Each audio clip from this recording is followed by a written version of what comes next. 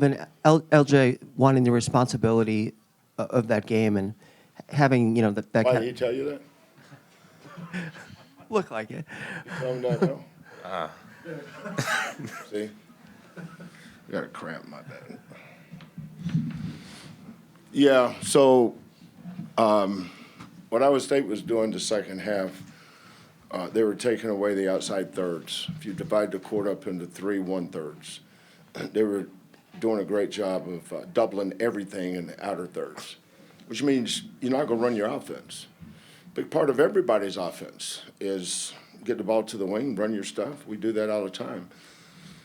But that we both made major adjustments.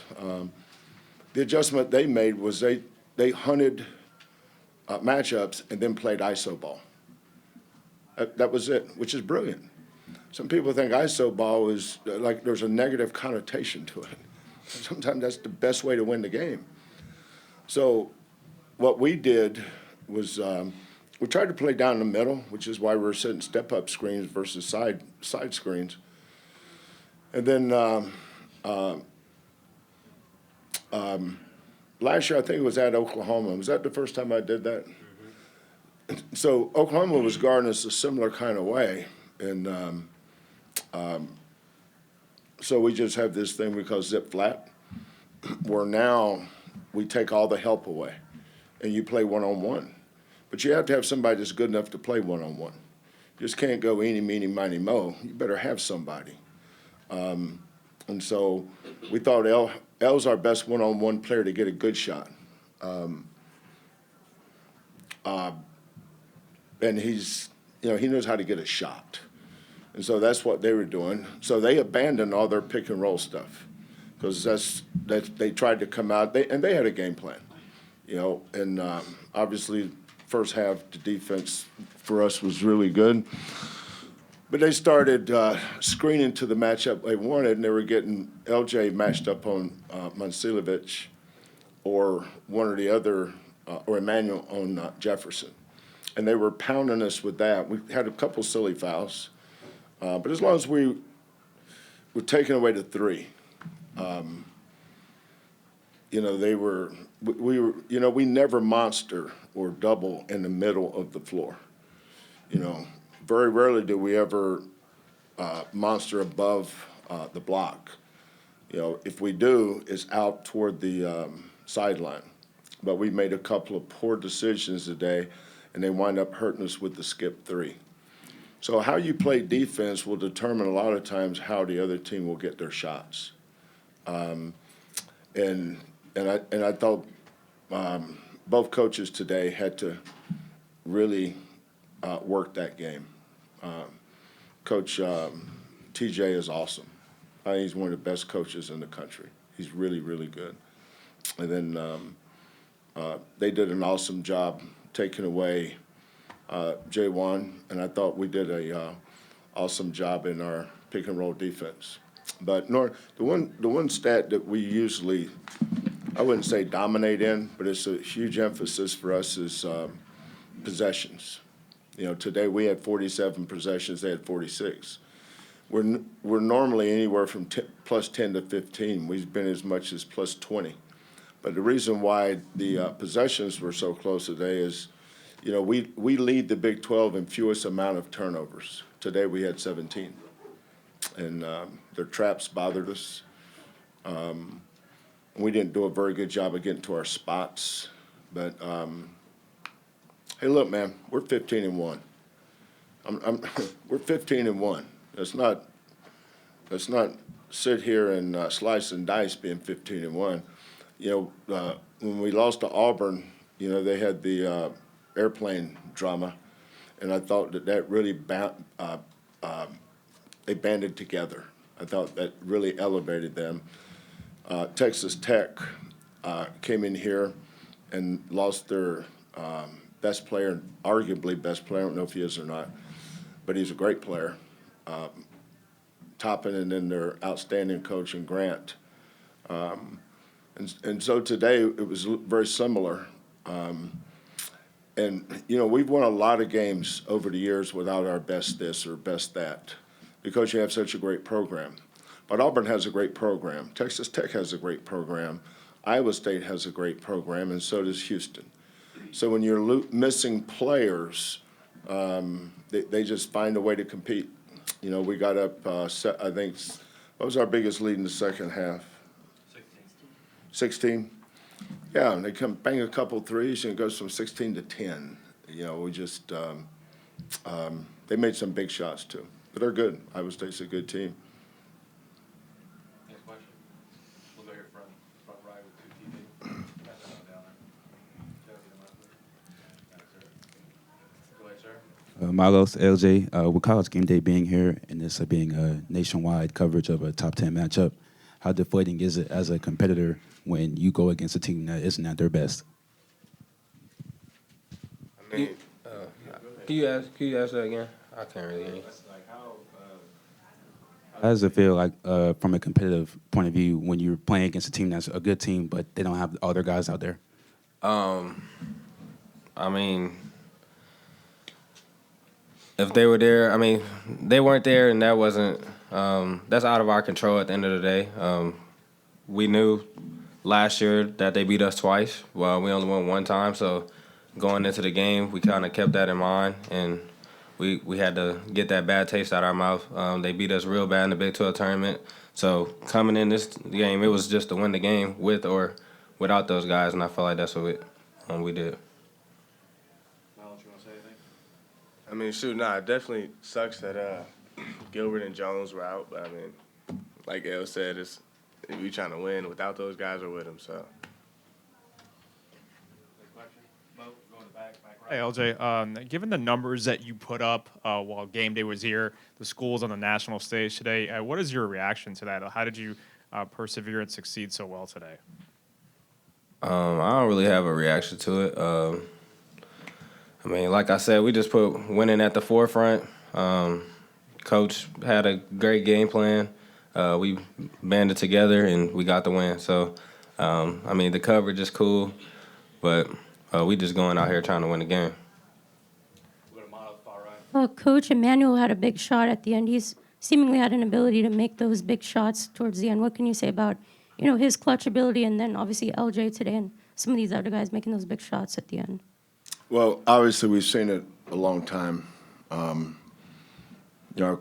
record in the conference 15-1, and overall record is 23-4. Some nights those balls go in, some nights they don't. Manuel does seem to have a knack for doing that. I remember we beat Texas A&M over at the Toyota Center, and he had a big shot like that down the stretch, right? And but when you've taken bad shots your whole life, that's just another shot to him. Just joking.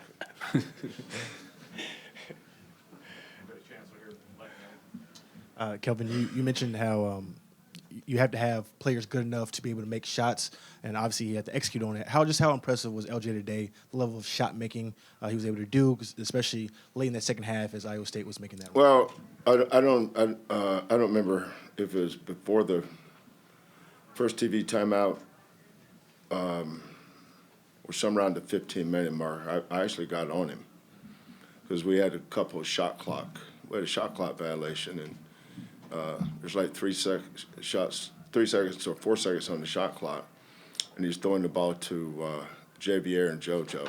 Really? We're going to throw it to them? Takes Javier at least 15 seconds to wind up that post move he's got. And JoJo, I'm not even sure he knows we got a shot clock. So LJ, if you're going to throw it to anybody, throw it to Emmanuel or Milos. But I'm just joking. I didn't see any of that. What I got on him about was passing. As far as I'm concerned, he can't take a bad shot because of his maturity. And he was getting into the paint, and then he was spraying it. Just get it on the rim. It's okay. If it goes in, fine. If not, we got a chance to offensive rebound. But if we don't, so what? They're not going to make every shot they shoot, and we're not going to make every shot we shoot. We're not going to look great every possession, and they're not going to look great every possession. You got 2 really good teams. Didn't matter who they had or didn't have. They had a really good team. Their front line was there. They had Jefferson, Jackson, Monsilovich, Those three guys are outstanding players. Hopefully they get Jones and Gilbert back soon, because both of those are all-conference caliber players. So, last year when we beat them here, it was a tough, hard-fought game, and same thing this year. So, a month from now is, TJ and I are good friends. I told him I wished that he had all his guys tonight. When you play good teams, you want all their guys there. But hopefully they'll be back for the next game. Kelvin, Milos being aggressive too, especially early. Did you see anything there? And what is it? How have you seen his confidence in that three grow? During the year? Well, Milos is probably the best guard we've had playing with his non-dominant hand. If you notice, most teams send guards to their weak hand or their non-dominant hand, right? So Milos is, I don't know if he's truly ambidextrous. I've never seen him shoot a free throw or a jump shot, but I think inside the paint he's a little bit ambidextrous. He can finish with his left or right hand. But, when they're not helping off the corners or they're swarming the ball and trapping, first of all, the game's not going to look pretty. Just like they were playing iso ball and they were making us play iso ball. I think we could have done a better job on the boards.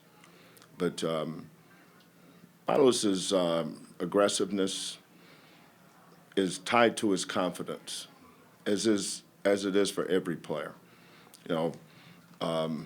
There's a reason why I put LJ in our zip flat action, and there's a reason why we kept the ball in Milos' hand versus their middle pick and rolls. We had a good game plan on their bigs. Jefferson has been, he's been awesome. Some people may say Jefferson's their best player. He goes 1 for 9 today. Monsilovic scored 16 points, but it took 14 shots. Now Lipsey's his 3-year Big 12 starter. His team was in the Sweet 16 last year. You got two really good teams. I mean, they had 2 players missing, but the guys that were here started last year. They got a really good team. So do we. But